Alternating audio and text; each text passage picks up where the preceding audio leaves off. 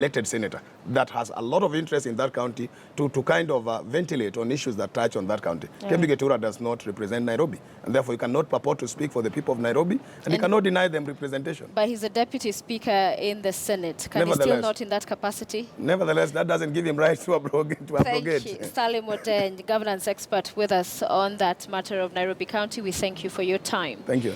All right. Now, the IEBC selection panel has shortlisted 5 candidates for the post of IEBC chairperson. The 5 are former Mombasa mayor and lawyer Taib Ali Taib. But Jabir is among those shortlisted. Others are Florence Muoti Mwangangi, Wanyonyi Wafula Chebukati, Tukero Olekina, and Lucas Luperes Naikuni. The selection panel will interview shortlisted candidates on the 19th of this month. Let's now have a look at what's trending.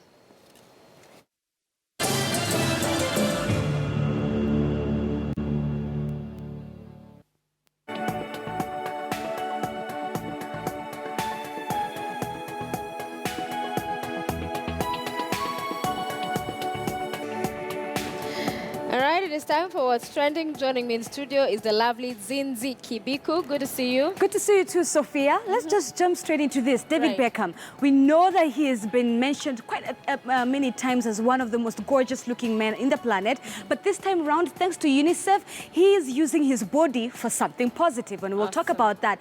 We'll go to US, where the first US Somali lawmaker, we talked about her at some point here on what's trending, why she was threatened in a cab. We've got all the details. And of course, the one man whose mission is to clean the ocean. Which Amazing ocean? guy, you want to hear about him. The entire sea, like ocean. All right? the oceans? The ocean. I will tell you all about him. But first, David Beckham.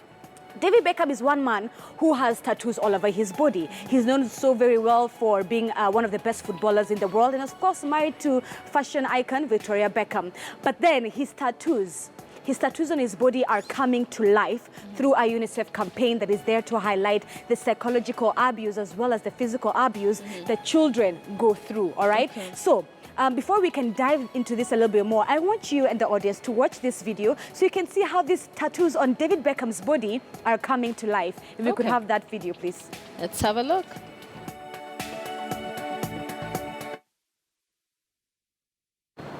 All right.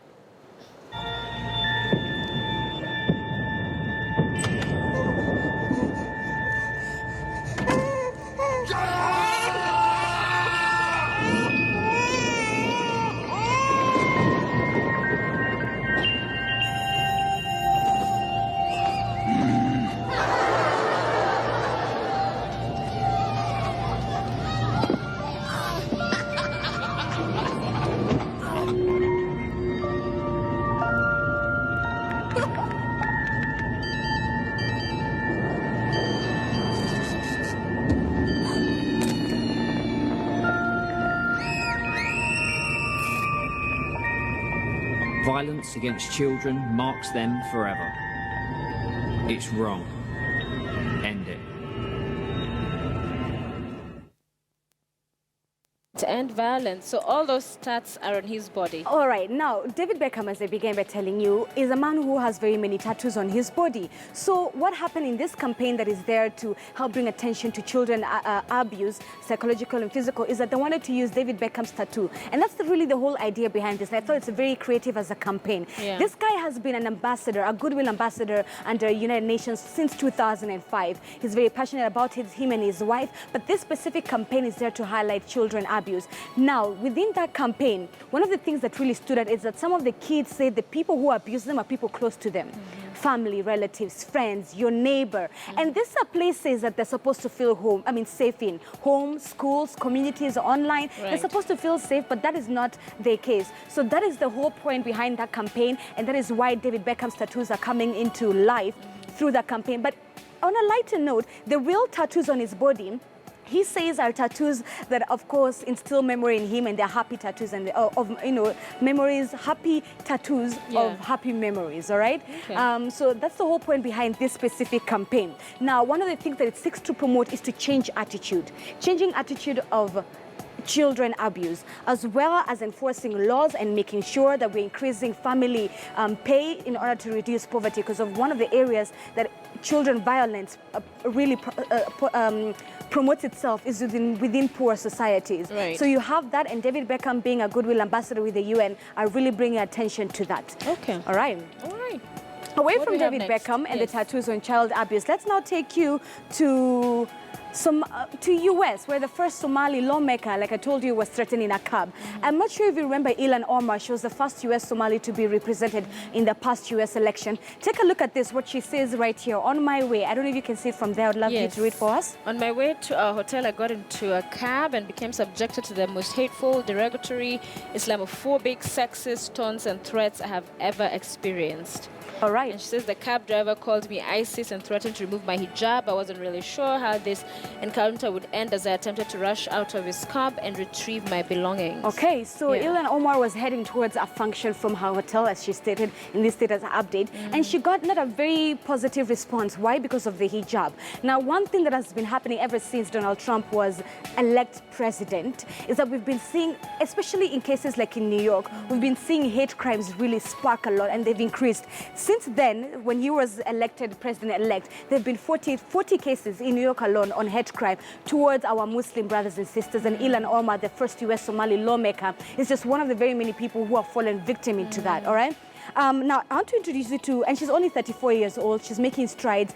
Her story, we talked about it here on What's Trending. She came from Somali, came all the way to Kenya, lived in one of the biggest refugee camps, Dadaab, for about a few years, then moved to America, where she now had her childhood. But away from this, let me introduce you to another lady who has also fallen victim of this. And this time round, she's a cop. If we could have that picture on the screen, please. She's a cop. She goes by the name Now, was just with her little boy in New York, minding her business. And, you know, she had on her police uniform on. And she was also a victim of hate crime, Islamophobia, things that we are seeing right now on the streets within America. And for her, she's an NYPD cop in New York. So she came out and talked about that issue. It has become really a big issue. Okay, This is Ilmar. If we could have the actual picture of in her police uniform outfit.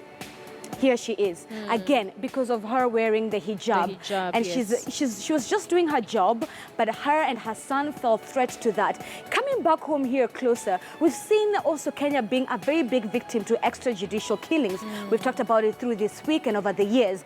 Just from 2012 till right about now, a report indicates that 81 people in Kenya have lost their lives, specifically in the coastal region, due to the Islamophobia attacks that we're seeing. So it's not just something that's happening in America or something that is happening here in Kenya or in Europe. Islamophobia has become such a big deal. Now, the real question that people are asking right now is that since President Donald Trump-elect won the election, has it sparked, has it risen? I'll let you be the judge of that. But that is one of the cases that, one of the stories that is being highlighted a lot online, and people are talking about it. Yeah, definitely important to highlight, because those are some of the ills we continue to witness in society that is rather unfortunate, you know. All right.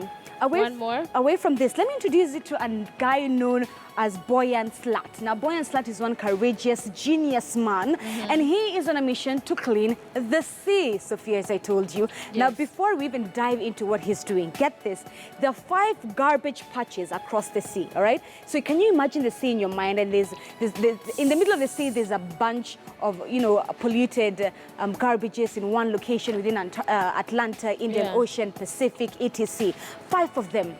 This gentleman at the age, he's loved diving from a young age. And it's when he was diving during those times when he was around 16, he noticed there's so much plastic bag in the sea.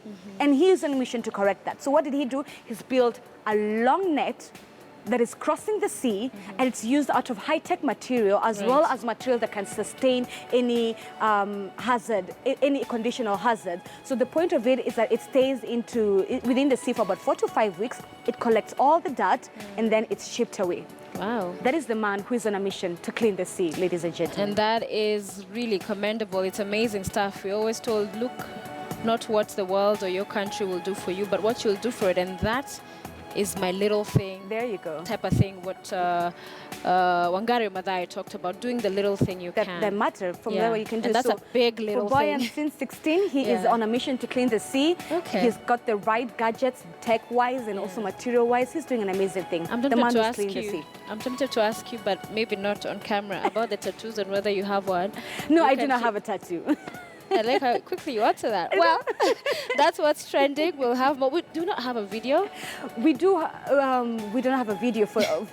Bramwell is so fast to say no, we don't have a video because but we do have an interesting video for part 2, which 2. we'll talk about, and it has to do with something that happened here at home. I can't wait for us to have that conversation. Excellent. You're watching News Center here on KTN News. First hour is done. We have one more hour to go. Please keep us company if you can.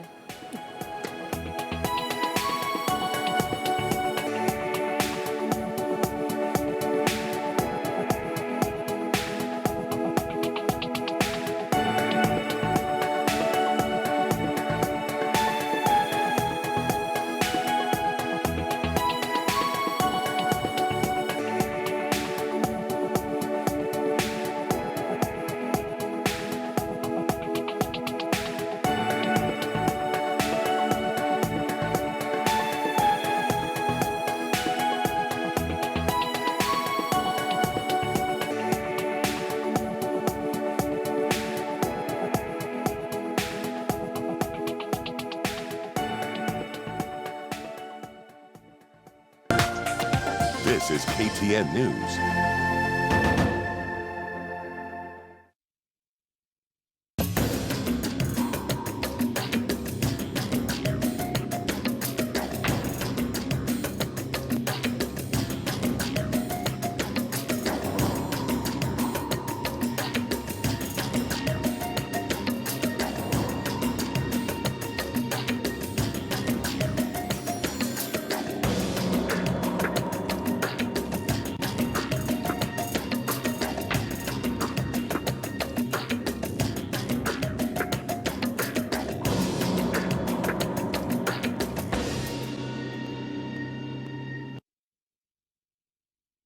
Masomo ni ufunguo wa maisha. Sekta zote za uchumi zategemea elimu. Kuanzia chekechea hadi elimu ya juu, Kenya imejitahidi japo vizingiti havikosekani. Students don't set exams, they don't distribute exams. Migomo ya walimu imekuwa jambo la kawaida nchini.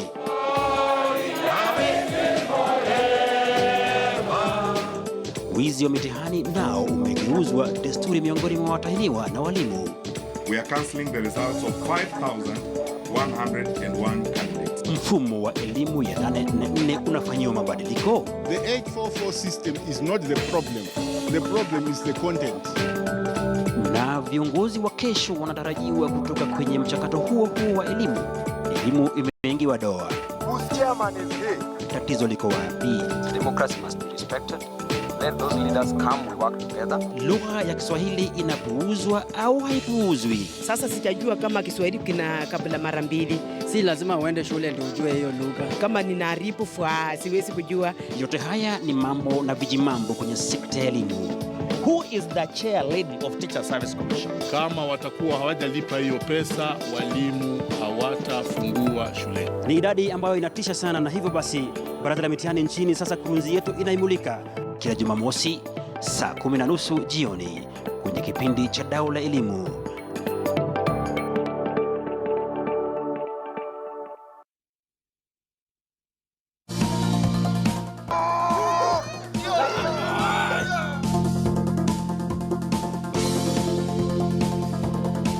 Early morning game drives are indeed not for the faint-hearted. Away from the fiscal stability report,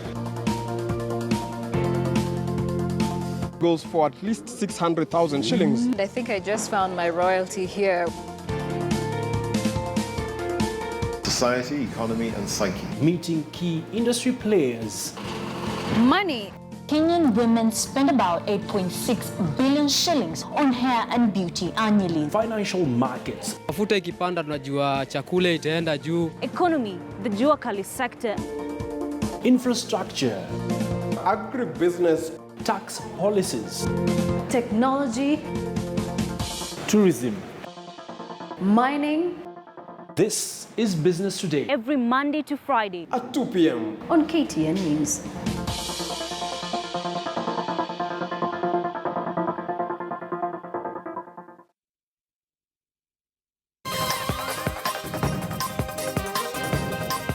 I admit the situation is dire. It needs quick solution. But the worker who is on strike is equally accountable to be able to provide the atmosphere where we in government can be able to engage and do what is necessary, sparing no resources, to ensure that this strike comes to an end.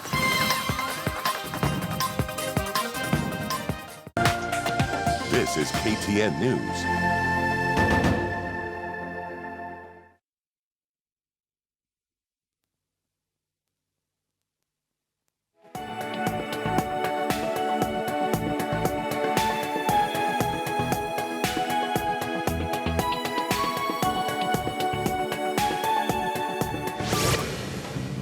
Paralysis in the public health sector continues for the 5th day today, with no deal in sight between the doctors and government. A meeting this morning between Ministry of Health officials and those of the Kenya Medical Practitioners and Dentists Union that sought to unlock the stalemate has been called off. Doctors insist that nothing less than the collective bargaining agreement signed in 2013 will stop the strike. Doctors have warned Kenyans to brace themselves for a total shutdown of all public and even private hospitals. That's a story we're continuing to follow for you right here on News Center, so stay with us throughout the day to get the whole story. Now, in other news, another developing story, the Amani National Congress is holding its National Governing Council meeting this morning, whose agenda is to ratify the Super Alliance deal with CORD. CORD leader Raila Odinga and Amani National Congress leader Musalia Mudavadi declared on Tuesday that they are planning to form a united front to face Jubilee next year's elections. The two leaders, who addressed two rallies in Laikipia North constituency, said they were holding consultations and they have a formidable super alliance. They will have one by February to face President Kenyatta and his deputy Ruto. Hii inaumbwa vizuri mpaka iumbike.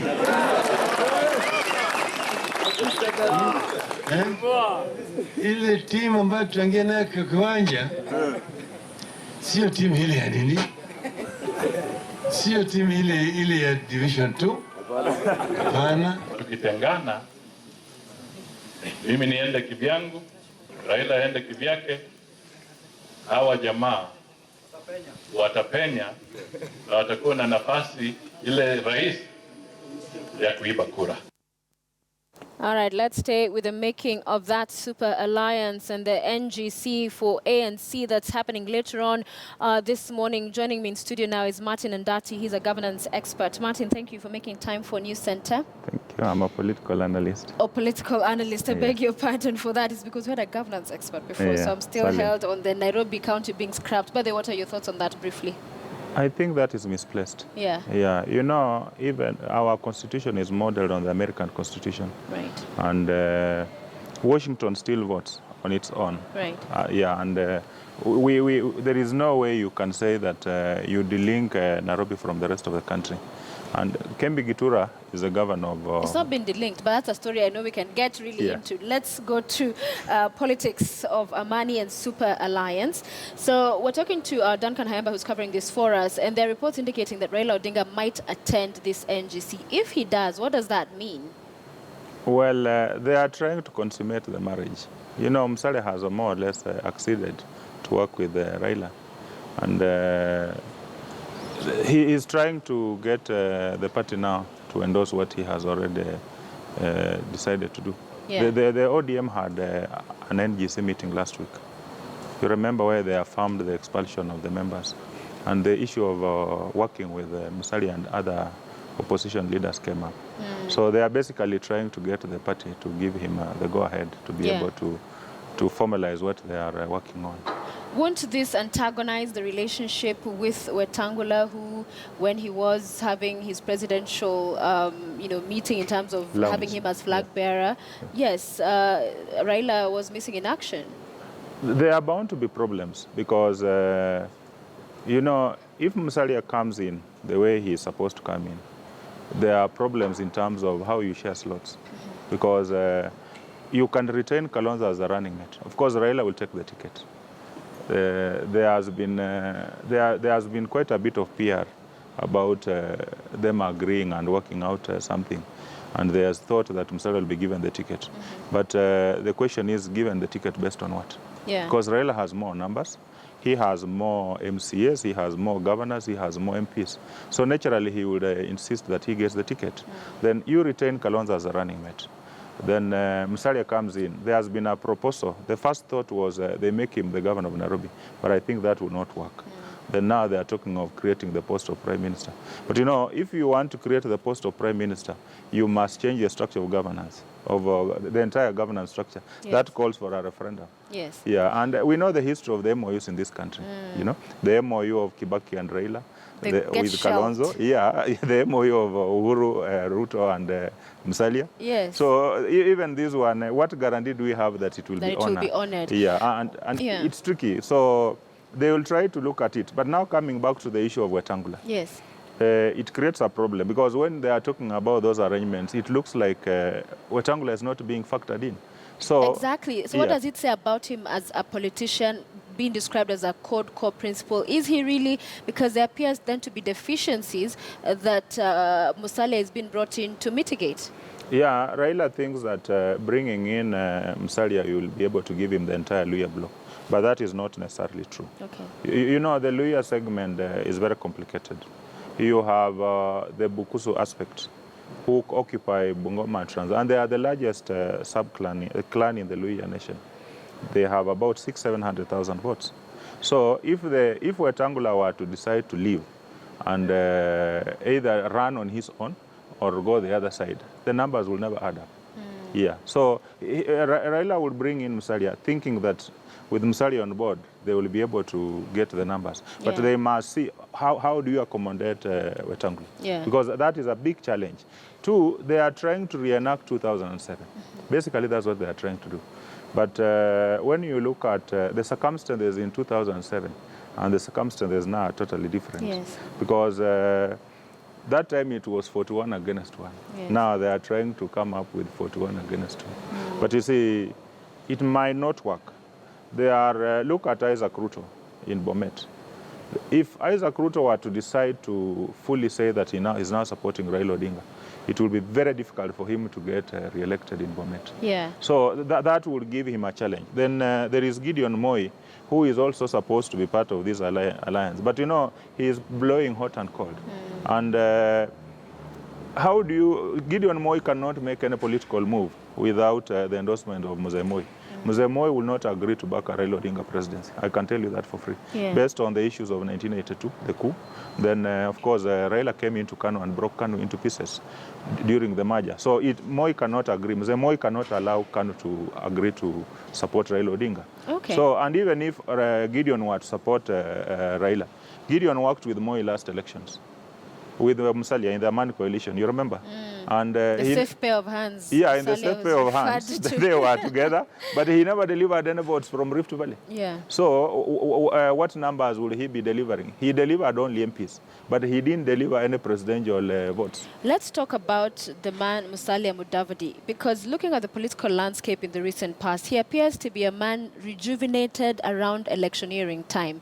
In between the election cycle, his political star appears to dim. So what is it about him that he becomes this, you know, person everybody's trying to quote and get on their side? 2013, it was, you know, President Uhuru trying to get him by all means, even with that deal that did not quite pan out. And then here we are again now, Raila quoting Mudavadi, quote unquote, politically speaking. So what is it about him as a politician that everybody wants to have him? Musalia is part of the system. And, you know, we have the political dynasties. He belongs to one of them. So he appeals very easily across the political dynasties. He will not have major issues with Uhuru. He has a bit of issues with Ruto because, you know, Ruto is an outsider who is trying to force himself in. Then when they want to look at somebody whom they can very easily settle on as a compromise, he comes across as that kind of person. He's not very combative. He's not very aggressive like Raila, like Ruto. So it's very easy for people who want what they call stability, but basically it's status quo. Yeah. It's very easy for the people who want status quo to reach out to Musalia. But you know, the thinking also is about the numbers, the Luhya numbers. You know, the Luhya numbers currently are 1.6 million in Western, but there are more Luhya numbers outside Western than there are in Western. The ones outside are close to 1.8 million. So Raila is now looking at those numbers and trying to see if he gets Musalia, will he be able to get the numbers that Musalia went away with last time? Okay. But you know, it's a bit of a challenge because when you look at the percentages, Uhuru won the election with 50.07%. The combined opposition had around 49%. So for you to be able to swing the ballots, you must get the entire opposition and try to eat into Jubilee numbers. And where the challenge is likely to come in is in terms of if there is voter apathy. Because there has been quite a bit of disgruntlement around central Kenya. Okay. But you know, with Raila still running, you've seen Uhuru coming out and trying to paint Raila black. Right. So the fear of Raila will still make the voters around Mount Kenya to turn up and vote in large numbers. They're thinking that the issues of corruption and whatever, people had started believing them in central Kenya. But the moment Raila is, the fear of Raila, the Raila phobia, would still make the guys in central to turn up and vote in large numbers. Yeah. There are also some issues in Rift Valley. Okay. And I think the president needs to look at that. All because right. if he doesn't, the rebellion, Ruto has mishandled the politics in Rift Valley. And Gideon clearly says they are supporting Uhuru's re-election. But Ruto keeps on hammering at him, which I don't think is very prudent. See the way the president has handled Karwa's issue in Kirinyaga. You see, he goes there and he says he's not endorsing anybody. Kenneth has also come in. Uhuru has not come out to say that he does not want Kenneth's support. All right. They might be having, Karwa and Kenneth might have had a combined vote of 120,000 votes. But you see, that's what the difference you need to make a whole difference on the 50% plus one. Yeah. So whoever brings in any single vote adds into your basket. Okay. Yeah. All right, Martin. Thank you so much. Martin Andati, Thank you. political analyst, with us on the politics of the super alliance that is in the making and the politics of ANC as they hold their NGC today, a story we are staying on top of for you. Let's go to our top story. And paralysis in the public health sector continues for the 5th day. Today, with no deal in sight between the doctors and government, a meeting this morning between Ministry of Health officials and those of the Kenya Medical Practitioners and Dentists Union that sought to unlock the stalemate has been called off. Doctors insist that nothing less than the collective bargaining agreement signed in 2013 will stop the strike. Doctors have warned Kenyans to brace themselves for a total shutdown of all public and private hospitals.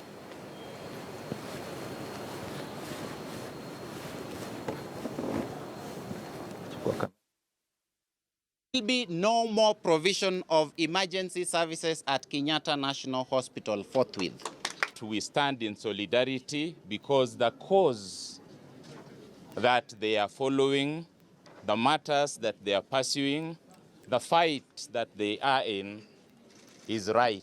The public can obtain emergency care from private hospitals. That is their right as enshrined in the Constitution.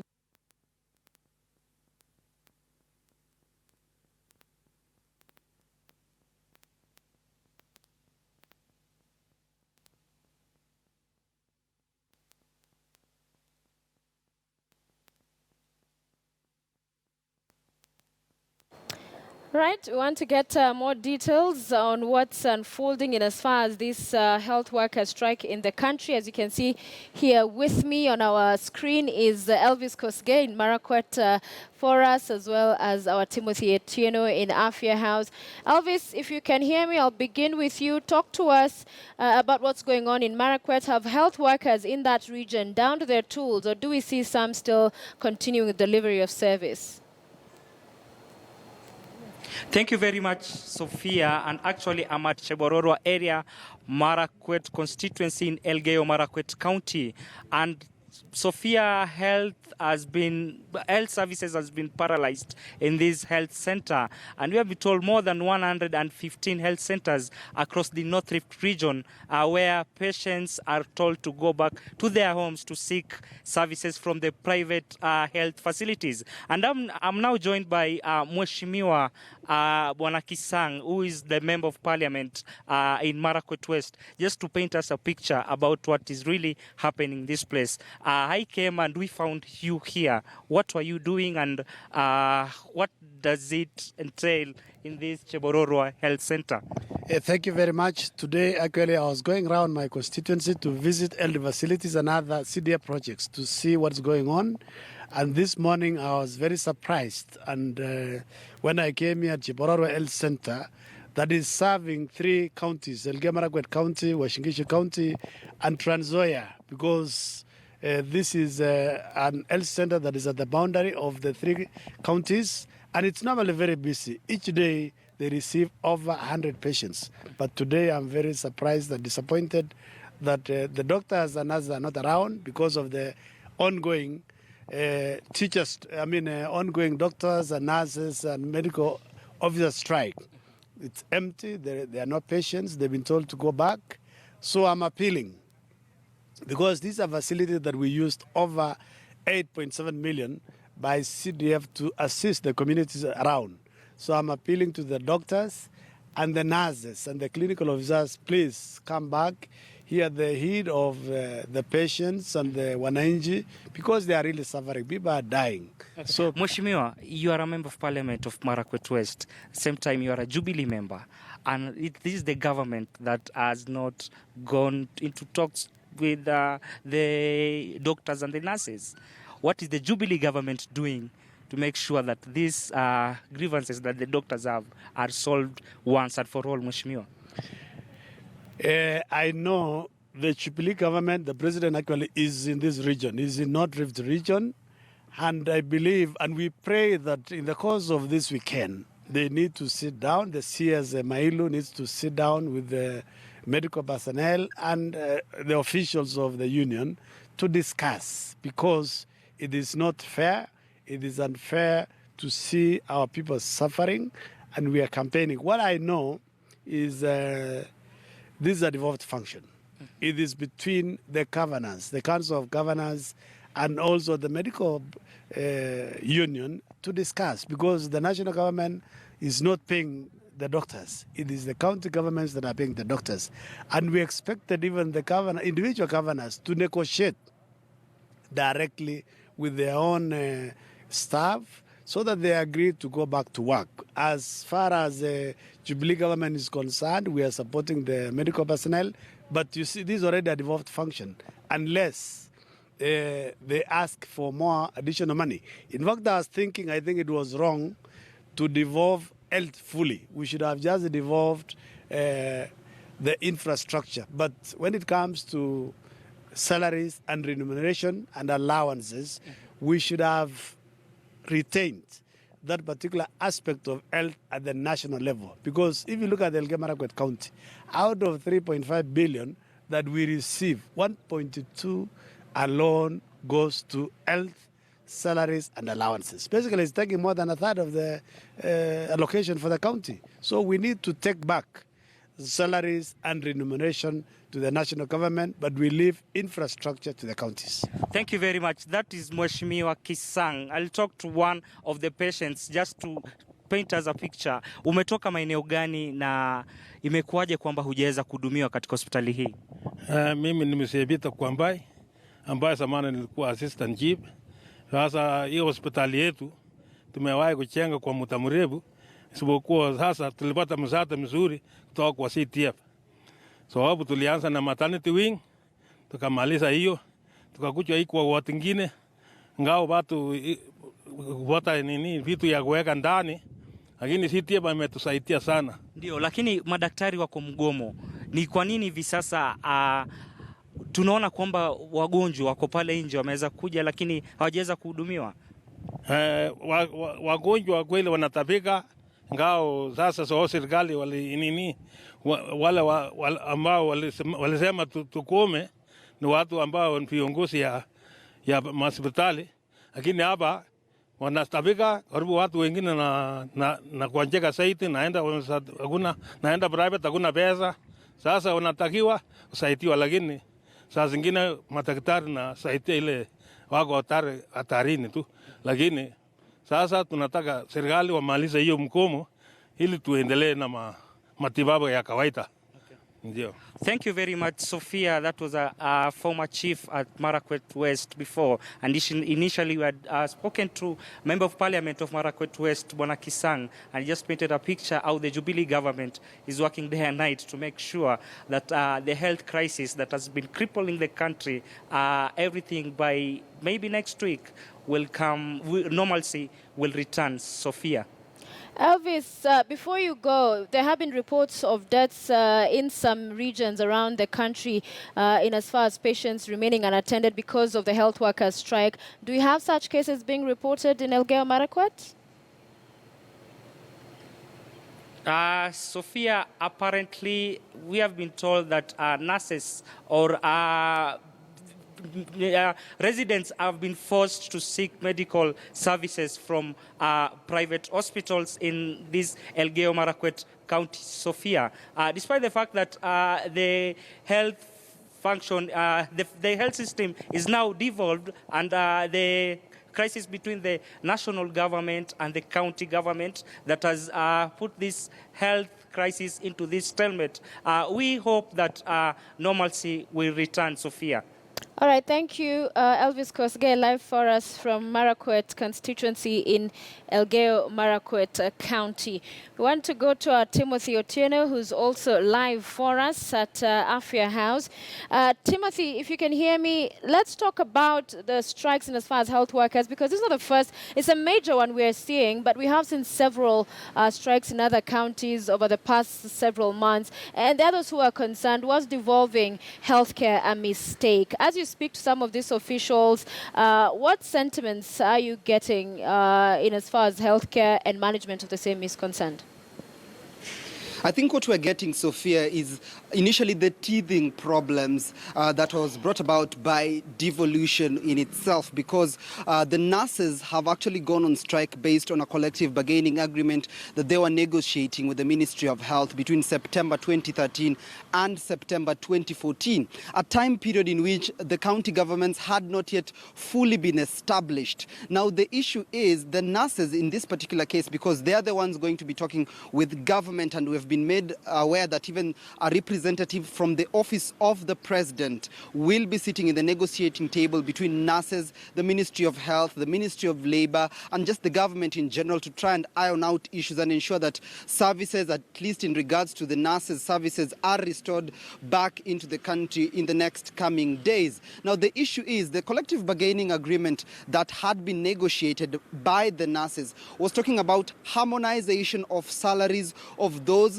workers who are working for the then national government as well as the then county municipalities, if I could call them that. Now, that is the bone of contention. Aside from those two documents for the harmonization of staff working for the national government as well as what was then known as the municipalities, there was also an offer that was tabled to the nurses' unions by the Ministry of Health at the time of a pay increase of between 24% to between 40% pay increment. Now, what the nurses are concerned is that at the same time that they were negotiating for their collective bargaining agreement, the government had insisted that it did not have enough funds to increase their salaries to the amount that they had anticipated. So therefore, they settled for the 24% to between 24 and 40% increment of their salaries. Now, this is in contrary to what the doctors were being offered by the same government, which is a salary increment of about 300% more. Now, the bone of contention is arising in regards to the disparities between these two collective bargaining agreements. Indeed, these two fields, those of nurses and of doctors, are interrelated. You could agree with me, Sophia, that if, God forbid, either of us was involved in an accident, first we'd have to seek the medical attention from a nurse before we actually forwarded or rather handed over to a doctor to take care of us. Now, that is the bone of contention. I was speaking with the Secretary General of the Kenya National Union of Nurses, Seth Panyako, just a few minutes ago. And of course, he's expressing optimism that their negotiations will be hard. And so far, he has said that the government was not opposed to much of what they had been advocating for, and that is the harmonization of the salaries as well as that 24 to 40% increment, and that he is hoping that by the end of the day, they'll have reached an agreement that the Nurses Union can then hand over to the National Governing Council for the Nurses Union for ratification before they can call off the nurses strike. So optimism from the side of the Secretary General of the Nurses Union, even as the meeting is expected to take place at 11. So we are actually at Afya House right now, and we have not yet seen the Nurses Union representatives coming in to discuss and talk with the government. So that is really a matter of wait and see.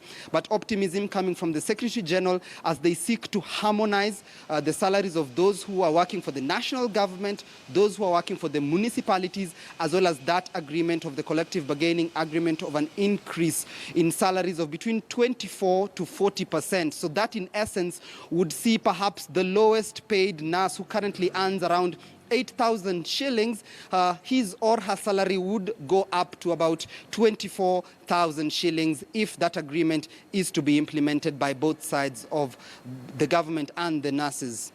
All right. Thank you, Timothy Otieno, live for us from Afya House. And we will continue to keep you updated on the health workers' strike. Any developments that may take place, you'll hear and find them first right here on News Center, KTN News. My name is Sophia Wanuna. We're taking a short break. We'll be back with more. If you can, please stay with us.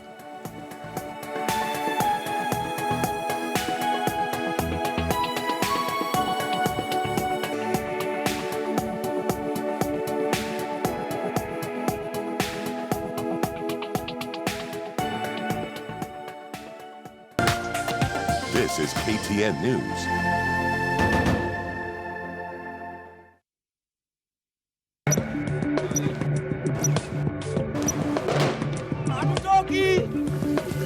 Mikasa na visa halisi wakati ya kale yamekataa kuondoka moyoni. Akaanza kuniambia sasa, kulingana na mila yao lazima apate bibi wa kwao. Sio kitendo ya binadamu. Hivyo ndio kunaendaga. Kukiri, hukumu na majuto. Sina nguvu za kiume mpaka wale. Sasa ile mambo ya kitanda hakuna. When aliona pass kwa bra, he changed his mind. He said he doesn't want to sleep with me. Ni shida kupata msichana wa kuaminika ambaye anaweza kwenda nyumbani. Wako wengi wa kulala nao. Yote yaliyo sirini kuwe kwa wazi. I became an escort to pay my school fees. But vile nilimaliza shule, nikakosa kazi nini, kabidi nianze sex work. Shiko ni kahaba. Wacha nikwambie dad, kwanza ndio the first profession, oldest profession, sex work. Sijasema hivyo. Sijasema kwamba wala sijakuhukumu. Ni safari ya maisha inayotulazimu kuishi na vimbwanga. Hii ni ya mama ama ni ya mwanamke hii? Why are you cheating? You are principal. You are principal. Kila Jumamosi jioni kwa uwazi, kwa kina, ni kimasomaso.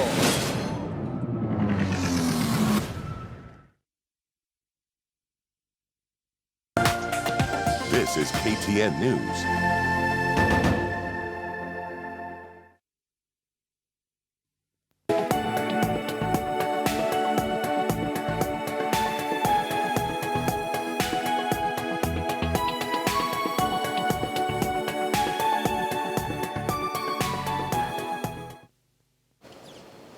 All right, a good morning to you and welcome back to News Center here on KTN News. Let's now bring you the story of the misuse of police vehicles, and a KTN News crew filmed a police lorry in Baringo County dropping off donkeys at the Goldox Donkey Slaughterhouse, Baringo County.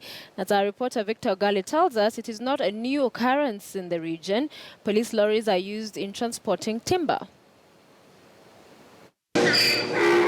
The lorry registration number GKB666F attached to the anti-stock theft unit, Baringo County, was spotted at some minutes past 9 a.m. Wednesday, dropping off donkeys at the only donkey slaughterhouse in East Africa, Goldox, in Mogotio, Baringo County. Our presence there seemed to cause jitters among the three officers. They went ahead to cover the number plate of the truck before one of them drove it off.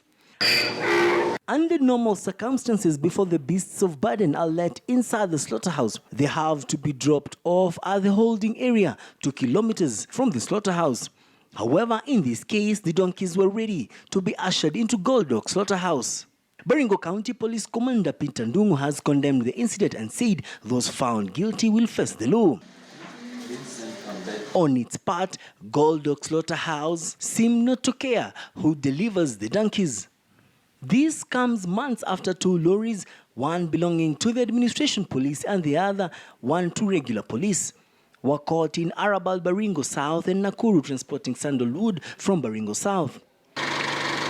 The residents of Baringo County are questioning apparent new moonlighting tendencies of the police officers who just a few weeks ago were caught off guard by clashes between Pokot and Turkana communities. Victor Ogale, KTN News, Baringo County. 5 aspirants of the African Union chairperson position will face off in a debate this evening ahead of the election in January 2017. The African Union Commission sent out invitations for the debate, which will be in the town hall format at the union's headquarters in Ethiopia's capital, Addis Ababa. The commission, currently chaired by Nkosazana Dlamini Zuma, said the debate is meant to transform the union by giving, quote, the broad African public an opportunity to be informed and participate in the work of the commission. End of quote. The 5 candidates for the African Union Commission chairperson position include Botswana's Foreign Minister Pelonomi Venson Moitoi, Chad's Foreign Minister Musa Faki Mahamat, Equatorial Guinea's Foreign Minister Agapito Mokui, and Kenya's Foreign Minister Mena Mohamed, and Senegal's Bathily Abdoulaye, who is the Special UN Envoy for Central Africa. Dlamini Zuma has been the AU chairperson since 2012 and did not apply for a second term during the earlier nomination process. The new elections will be held during the 20th ordinary session of the Assembly of Heads of State and Government from January 30th to 31st at the AU headquarters in Addis Ababa, Ethiopia.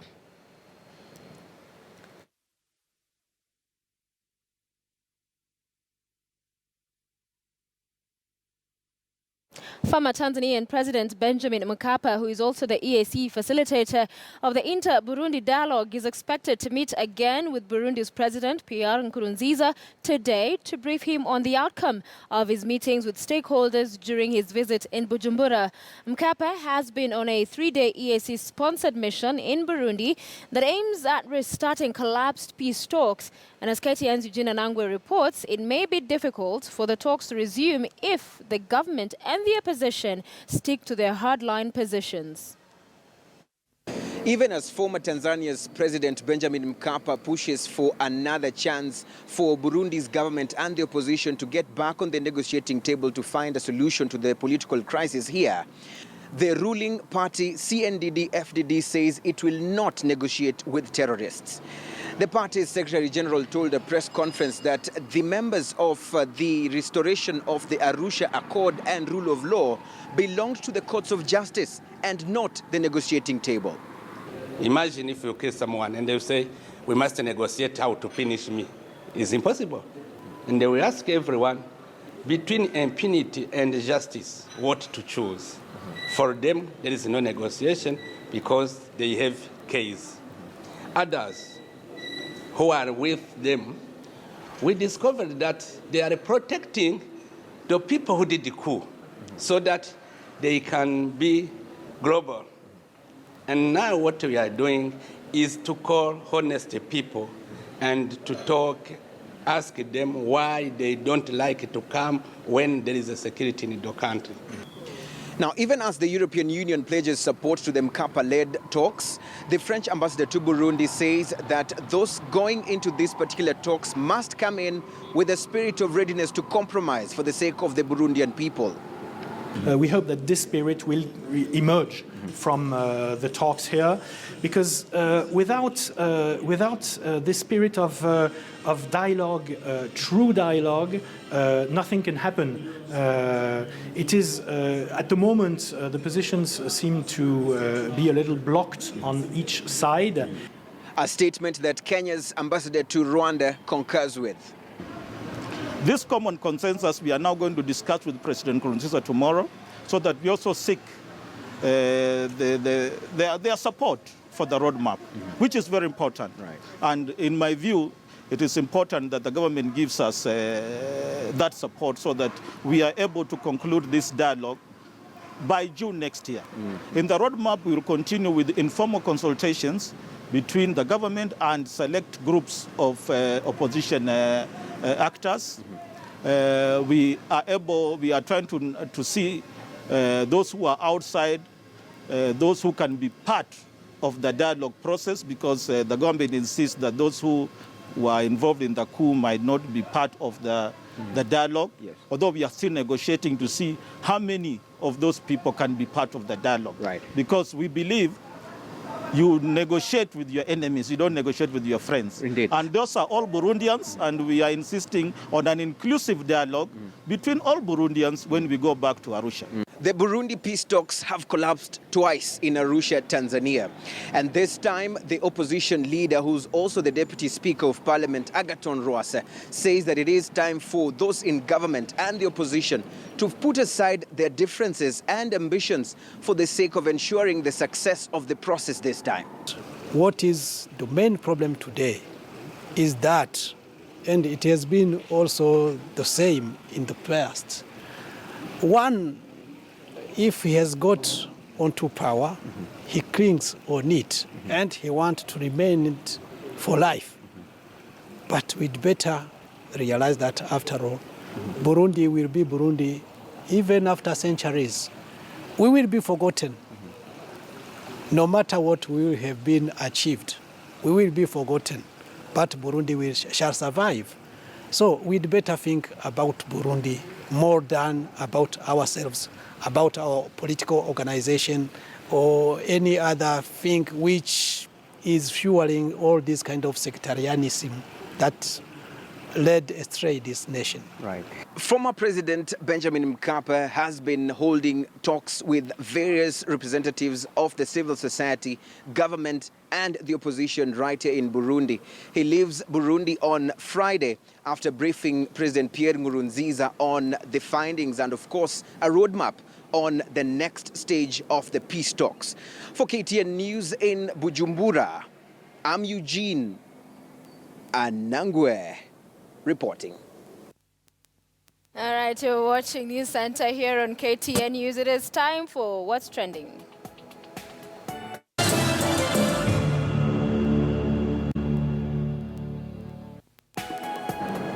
Yep, second and final installment on News Center of What's Trending, Zinzi. All right, let's jump into this. Have you seen the video of Boniface Mwangi and Mwangi West, the Member of Parliament?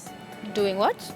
Well, he was using the opposite side of the road. Was it Boniface or was it Larry? No, it was Boniface. And we've got the video, we'll show you the Bonifaces in Mwingi. We'll go to Ghana election where the website was attacked, but now it's up and running again. We've got the details and picture of the day. If you're a fan of dinosaurs, you want to stick around for this one. There's something interesting. And of course, the most watched videos come 2016. YouTube Rewind is done. It's December. You've got to believe Vivo and YouTube will be breaking it down to what has been happening this year online, all right? Okay. Let's just jump straight into this.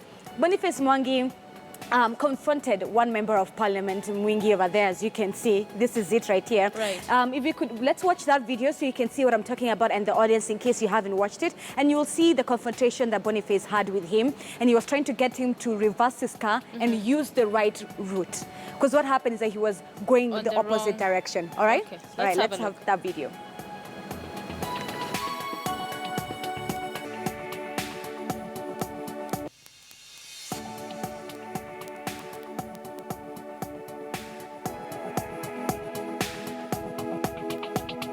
So as you can see on that video, Boniface Mwangi is confronting the Member of Parliament there, and that's along Parliament Road, Sophia. You can tell the buildings behind. So as you can see, he was using the road literally on the opposite side, and Boniface Mwangi came out of his car and confronted him. At some point, you will see the police coming by over to the scene to confront what was happening. But at the end of the day, once the Member of Parliament was confronted, he did turn his car around, as you will see in the video, as he continues playing. But which begs the question, Sophia, as Kenyans, As a Kenyan, would you have done that? Had the guts to tell a politician, you know what? No, you're wrong. You're using public roads, public services for the wrong use, because there was no emergency, you know? Exactly. He was literally just using the road for on the opposite side. I'll tell you this, and I know someone, very close to me who, after watching this was saying that, he did the same thing yesterday on the road. This politician was coming and just blocked him on the road, because more Kenyans need to do more of that, because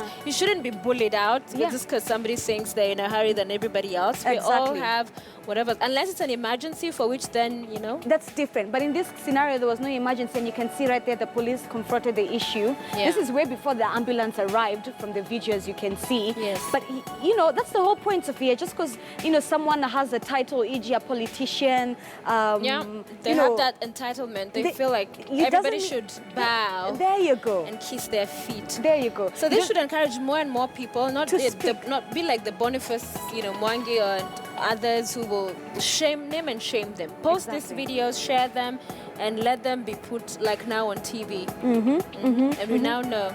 There you go. So that is Mwingi reversing his car after the confrontation that he had. Of course, Boniface Mwangi has called on police to take proper action, because Sophia, if it was you and I, our DL, we would have not been spared.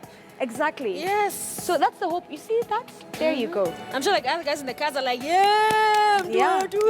And the guy who took the video, I've been so happy. The guy who took the video knew what he was doing. Also, Kenyans are a bit tired. Not a bit, but... And this is how change begins, slowly but surely. One person gets tired, another one says, you know what, it's okay to get tired and to be outspoken about it and not allow people to go about their business however they wish.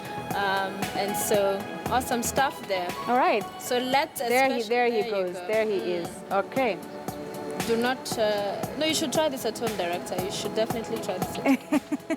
And not at home, but on the road. Okay. So that's the video that has been making rounds, and it's being a big conversation online. Yeah. All right? Okay, kudos to Boniface Mwangi there. Boniface Mwangi for audience viewers. And there are many others who never, we don't know them. But they stand up on the road and are like, you're not going to bully me. And kudos to that also. Kudos to all Kudos to that. But shame on all of you who are then on the other side. And doing the opposite. And doing the opposite, all right? Yes. So, that is Boniface Mwangi, an activist here in Kenya. But away from this conversation, let's head over to the next part, which is in Ghana.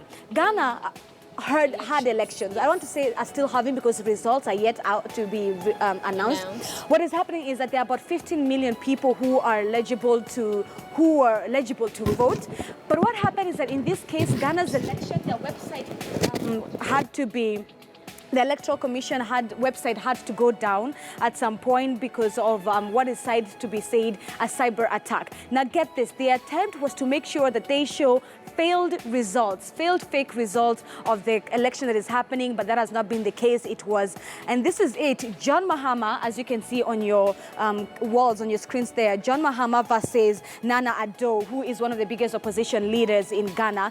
That is the campaign or the fight between both of these two leaders. We know John Mahama came into presidency in 2012. There you go. So these are the two main candidates. Thanking the Addo. Yes, really Addo, Nana Addo. Supporters for voting for him, confident of a victory. I mean, the official results is yet to be announced, but interesting times. Exactly. But did you read the facts about Ghanaian elections going back since 1992? All their presidents have had the name John. All of them. All of them. So if he wins, it will be the first non-John. Non-John president. Non-John president. I like that. Non-John. I like that. And also, what has happened since 92 is that when in America, the Democrats have won. In Ghana, the Democratic Party, Congress Party has won as well. So there's that sort of similarity? Yeah, which they've heard. But now that Republicans have won. So Nana? But now, if Nana wins, the John doesn't work as well because he's not John. So it will be an interesting one either way. Okay. There's one tradition that will fall back. Okay. Yes. It all depends on the 15 million eligible people who were to vote during this election. Results are yet to be announced. Yes. And that attack on the Electoral Commission website is back up and running. Which reminds me, now that we're talking about the US elections, that during that time, you need to remember Canada's immigration website crashed as elections were being announced, and Donald Trump was really up on that, especially when the Florida estate took that one? Canada's immigration website also crashed. So you can see how politics is really relating also to the tech side of this. To the tech side of this. So we'll be watching and giving you all the results here on KTN News when we get them. Yes. That's true. As we'll keep an eye on those results, hopefully. Now, let's talk about the most watched videos in 2016. Fifth Harmony took the first place. And mind you, I want to be very specific. This is on the YouTube platform, which is different from the Vivo platform. So if you listen to your music on Vivo, these results are different. But this is on YouTube. Fifth Harmony Work, their video is at #1 with 1.1 billion views. Whoa. 1.1 billion views, all right? Take a look at this. If you're a fan of Chainsmoker, Closer has about 820 million views. I don't know what music I listen to because I'm so like... Yes. So these are for the fans. These are for the fans. And of course, Rihanna, who has topped the chart twice on this song right here. At least I know this one. You know this one, Work? Work had about 797 million views. I can't even sing it for you. Okay. There's a work. No. Okay. That song where nobody knows. But I could hear you sing Work. You don't gotta work. Work. Shabby, shabby, labby, labba, labu. All right, let's take a look at the next clip, at the next... Oh, there is no other. Bramwell has killed it. All right, so this is going to be the end of it. But listen, you can take a look at the YouTube Rewind and get to see the biggest moments that happened on YouTube for 2016, all right? Indeed. Okay. And 2016 is wrapping up. Like it is sunset days. This one done. But it has been a good year. Ups and downs, but yeah, we're here. Exactly. We thank God. Of course. Thank you. Here in Kenya, Eric Omonde's How to Be Diamond Platinum video, as well as Sauti Soul, Kuliko Jana, are some of the top viewed music videos on YouTube locally, if we were to bring it home. Did you attend the Pulse video? What they said? No, because I knew I had to be at work at 4 a.m. Ah, okay. All right, so enjoy the rest of your day. You too, Sophia. And thank you very much. I know I will be back. My director says there is news track, so I'll be back with an update of our top stories on this Friday. Good morning still. Good morning. All right.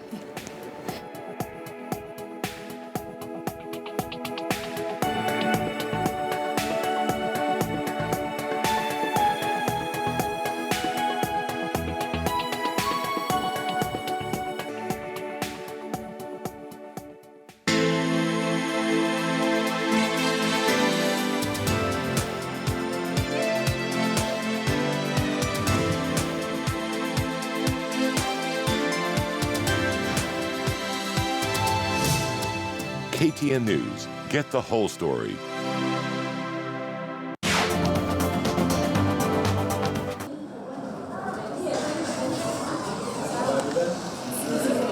No, he's not a class teacher. Nor is he a choir master. Wycliffe Siko is in fact jobless. For the last 3 years, this young man has been searching for a job in vain. And just like the hundreds of jobless youth across the country, he has been sending his resume to different organizations, but has never received any positive response.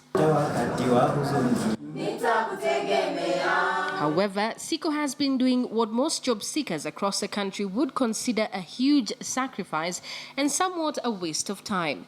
He has been volunteering to mentor young people in different colleges across Nairobi. He teaches them to be confident and to nurture their different talents. Siko decided not just to sit and do nothing about his lack of a job. He's giving back to the society at no cost.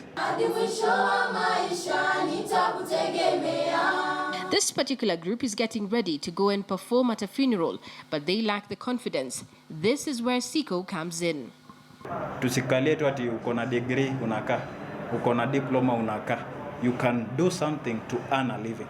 Like many other graduates who are job seekers, Siko tells us that his journey has not been easy. I studied journalism and mass communication, and I graduated in the year 2010 from Nairobi Aviation College. No, I've been looking for a job. In fact, I'm still looking for a job because even this talent I'm trying to nurture into the lives of the students, I'm volunteering. So I just thought I should be, instead of sitting back in the house doing nothing, I should move around, touching the lives of those who aspire to be somebody in life, but they don't have anything.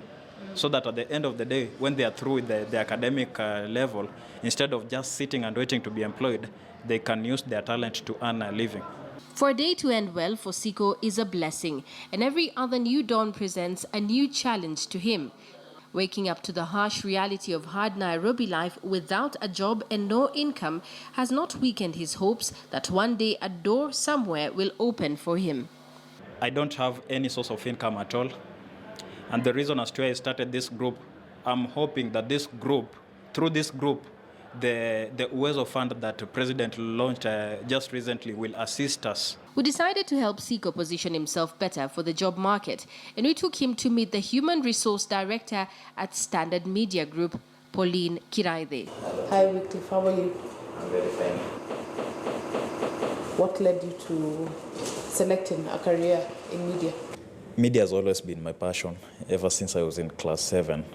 I remember during that time I used to write news, whatever is happening in school. I remember it's a primary school, whatever is happening, and read it during the assemblies time.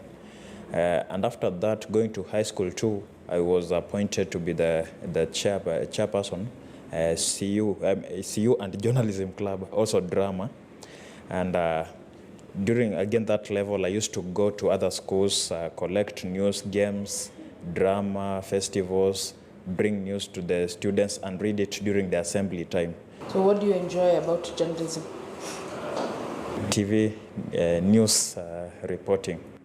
I chose TV because, you see, when you're talking about radio, in some other places around the country, people still listen to KBC.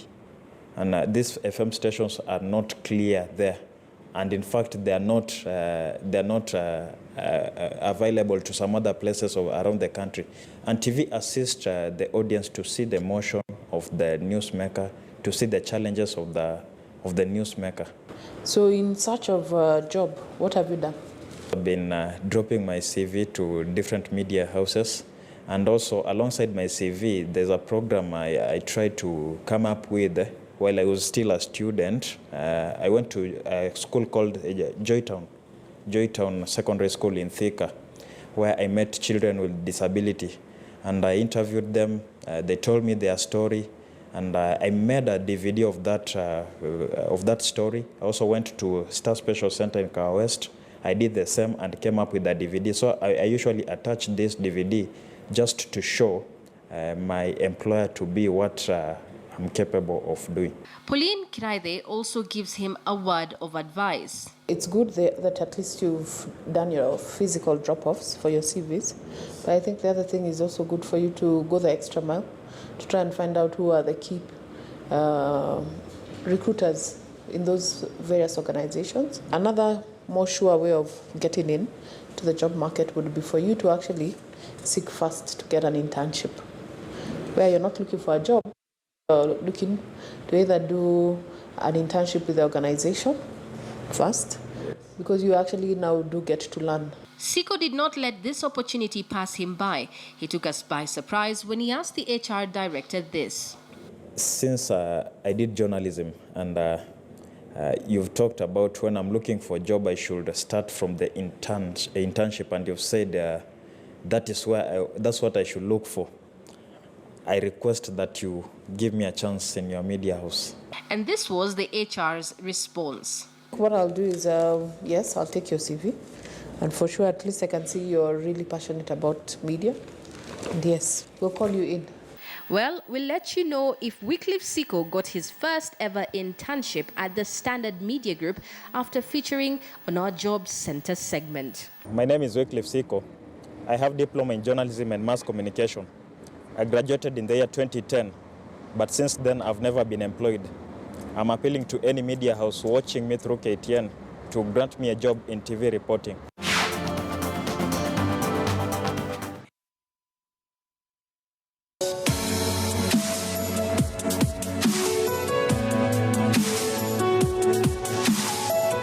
Mvuto wa makala maalum Burenda Dab ulipatikana kufuatia ile hofu na wasiwasi wa wakimbizi. Takriban 50% wanaoishi kambi hiyo ni wakimbizi ambao wameishi kwa miongo miwili au takriban miaka 20 katika kambi hiyo, wengi wao wakiwa wazaliwa hapo. Kwa hivyo wao kuelekea katika nchi ya Somalia ilikuwa ni wasiwasi kwa wale ambao wanasoma hapo, watoto na pamoja na wasichana ambao walikuwa na uoga na hofu iwapo wataelekea katika nchi ya Somalia. Wengi wa wakazi wanaoishi katika eneo hili ni wafanyabiashara waliokuja kutoka maeneo ya Mogadishu, Kismayo katika nchi ya Somalia.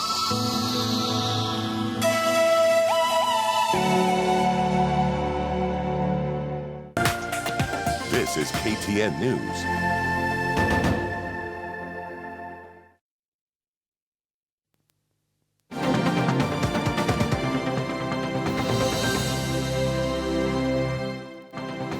Good afternoon. It is midday East African time. Welcome to News Track, where we update you on some of the stories we are following for you on this Friday. My name is Sophia Wanuna.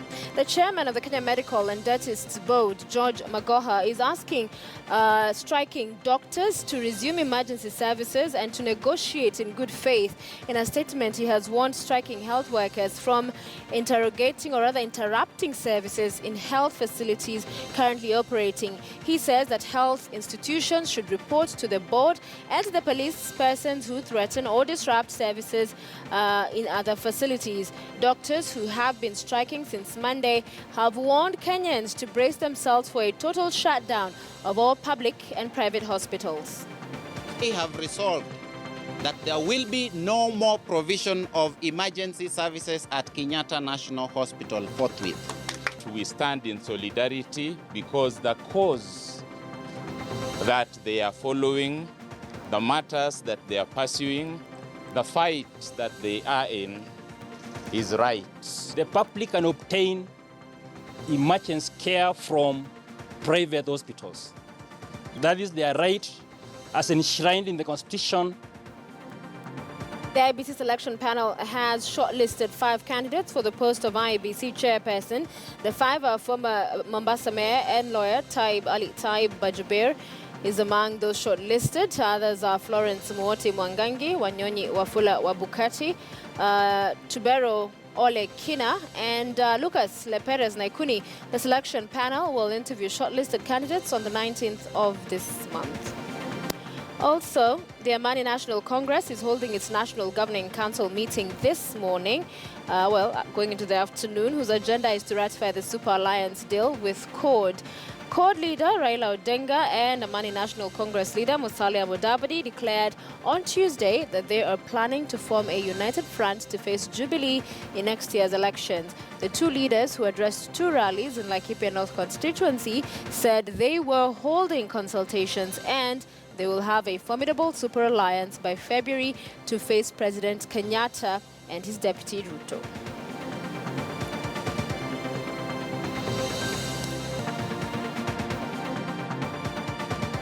South Korea's parliament has voted to impeach President Park Geun-hye over a corruption scandal.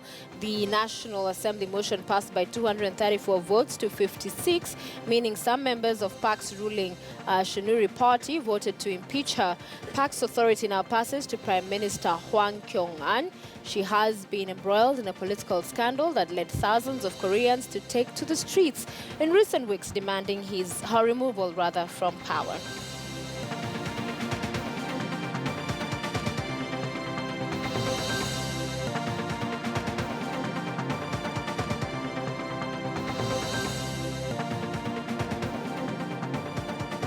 All right, and it's on that note that we wrap up News Track. Stay with us, because right here on KTN News, you get the whole story on news that are developing here in Kenya, around Africa, and beyond. My name is Sophia Wanuna. Coming up next is a documentary, Secret Life of Your Clothes. Enjoy the rest of your viewing.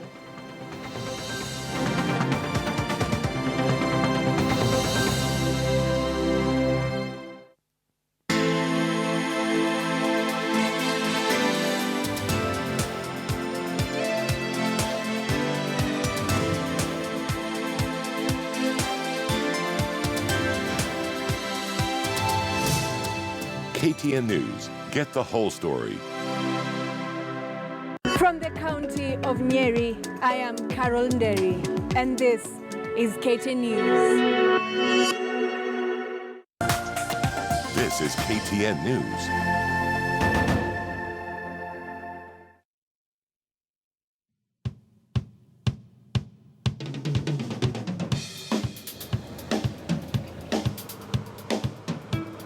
Every day we give thousands of bags of our old clothes away to charity shops, and I'm on a journey to find out what happens to it all. It's like being at the January sales, it's incredible. Oh no, I've got to move. It's non-stop, there's another truck. Most of us think it's put on racks in charity shops and sold, but loads of it actually ends up thousands of miles away here in Africa. It's good stuff. This is the best quality. Ralph Lauren. Wow. Even though we give away our second-hand clothes for free, some of the world's poorest people pay good money for them. And they can't get them quick enough. But with cheap Western clothes flooding the market, the local clothing industry has been decimated. From the olden days, this place had been a dumping ground. When are we going to stop it? It is killing our culture. You might have forgotten about them, but your old cast-offs have a secret life.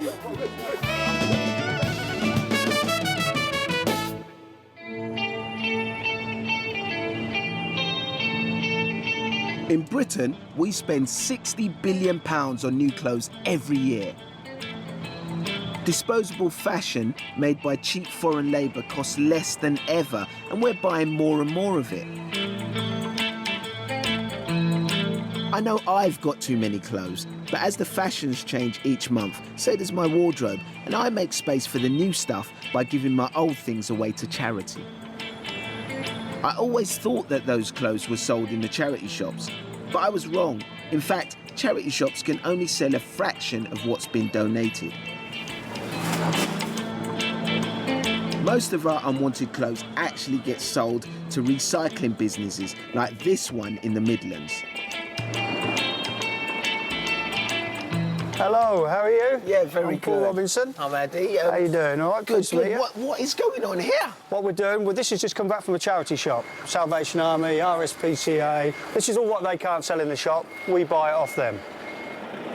Businesses like Paul's pay around £500 per tonne to buy their donated clothes. That money goes to the charities we want to support. And this is all the stuff that we give away. Yes. Unbelievable, isn't it? It is unbelievable. And that's every day, 5 days a week. These are all handbags. My girlfriend's got a pair of shoes like this. Hey, look at that. There's nothing wrong with them. No. Probably out of fashion, I don't know, but they obviously couldn't sell it in the shop, so that's where we've got it. That's from the Salvation Army. I never, ever thought about it. It didn't cross my mind. What do they do with the stuff that they don't sell? I just thought they just sold everything. No. Wholesalers like this are just the first stage in a journey that can take our clothes thousands of miles. So when I'm driving down the motorway and I see one of these big trucks, you know, the last thing I'd think in my mind is that it would be full of clothes. All these clothes are going abroad, and there's one country that imports more of our old cast-offs than any other.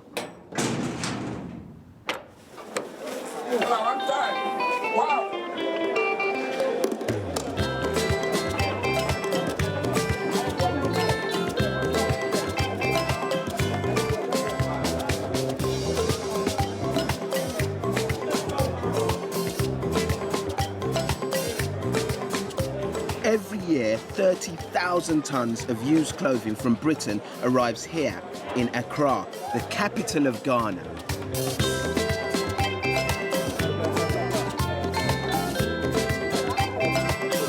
Everywhere, as far as the eye can see, is bales of clothes. Oh my word. That shirt that you gave away last week, or those trousers, or those unwanted shoes, have ended up here.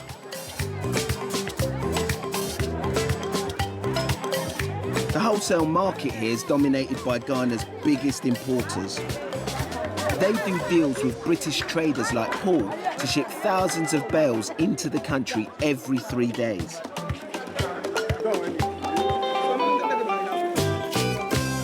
And in Ghana, you have a special name for the second-hand clothes. I keep hearing people saying, what does Obroniwawo, what does it mean? Like white man dead clothes, you know? Broniwawo. Eric Forson is one of Ghana's new breed of wholesalers, feeding a huge demand for dead white man's clothes. So why do people in Ghana love Obroni Wewu so much? I mean, all of this madness that's going on here is because of Obroni Wewu. What is this all about? It depends on what the person wants to buy. But the Obroni Wewu goes faster because it's a little bit cheaper for the masses to afford. Like having 50 Ghana in pocket, you go to the market, buy a lot of shirts. But when you go to the shop, you buy only 1 or 2 shirts. Whereby I would prefer to go to the market and buy the used ones. So all of the stuff you get is from the UK? From the United Kingdom, yeah. We used to get some from Manchester. Sometimes we go to Leeds. Sometimes we go to Coventry. This is UK from Birmingham. Birmingham? Birmingham. So why do you choose to get your stuff from the UK in particular? In terms of second-hand clothes, the UK stuffs are best, and many people import it more than the other stuffs. So what about yourself? Are you wearing Obroni Wewu? Yeah. All of this? I do, yeah. They are. What's the make of your shirt? It's Marks and Spencer. Marks and Spencer shirt. And your trousers? Calvin Klein. That is an interesting combination because in the UK, I couldn't imagine seeing someone wearing Calvin Klein trousers with Marks and Spencer's shirt. No disrespect. But it happens like that sometimes. The clothes that we give away may be of no value to us anymore, but here they've created a whole new economy. It's a big and very lucrative business. You see money every day. On a good day, your best day of buying these bells, how much money did you earn? On your good day, you can make about, let's say, 100,000 Ghana cedis. 100,000 Ghana cedis, which is about 25,000 yeah, about pounds. 25,000 pounds. In one day? Yeah. I'm telling you, this business is very lucrative business. Big time business.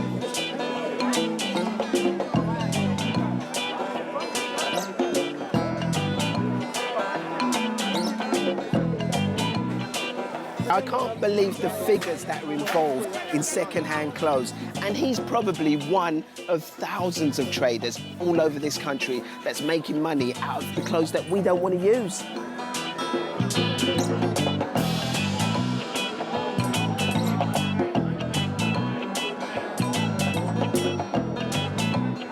Asiedu is the next link in the chain. He comes to the market to buy clothes on the day new bales arrive. People like this, it's quality. It's quality shirt. Asiedu selects the best clothes to sell in his designer boutique. What was the best item of clothing you found? Boating, Ness, Riverland, Mark Spencer. And Boating is a high label. Yeah.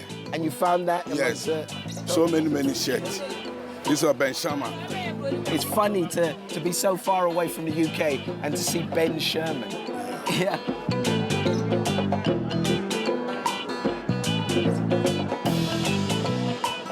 You prefer the UK? Yeah. Why do you prefer UK clothes? Small. Small. You pay big. That's anything you pay American, you pay UK. Okay, so you like the slim fitting. Slim fit. Yeah. So if you eat too much pounded yam, then you wear USA. Yes. Huh? But we don't like it. Okay, I understand. For reasons of hygiene, selling used underwear is banned in Ghana, but the rules don't seem to have had much effect. These are boxer shorts. Are they second hand? Yeah, well, maybe old. Dida. The mono first. And elastic, ultimate tight. All the clothes are divided into first, second, and third class items. The customers for Asiedu's top-end designer gear are mostly Accra's hip young urbanites who've got money to spend. Because almost everybody in Ghana wears Obroni Wewu, even better off people. We say first, F, entity, Mark Spencer, Blue Harbour. And this? First class. This is first class? Yeah, TM Louis. We use the name for the first class. So the label and the name makes it first class. Poorer Ghanaians buy the second and third class clothes, which are older or damaged. Can you show me a second-class T-shirt then? So this is second class because of the art. Yes. This is really, really interesting. Now this is George, I think that's made by Asda, and it was in mind for £5. And is there third class then? We have third class. This is third class. I don't know, price no low. This is low. Village for a low class. It will make tomatoes. And what about myself? Is this first class? Be careful. No idea. No idea. Cheek of it. I'm going, man. Hey, man, just laughing at my clothes.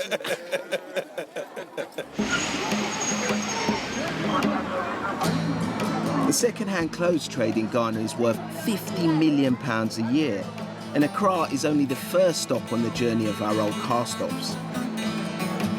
To find out what happens next, I needed to head north. 1, 2, 3.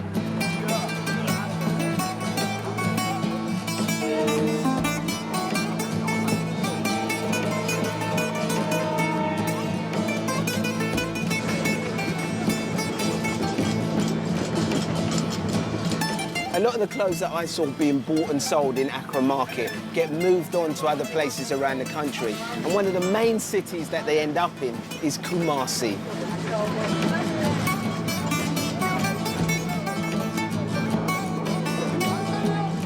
I was heading into Ghana's Ashanti region, one of the most famous ancient kingdoms of Africa.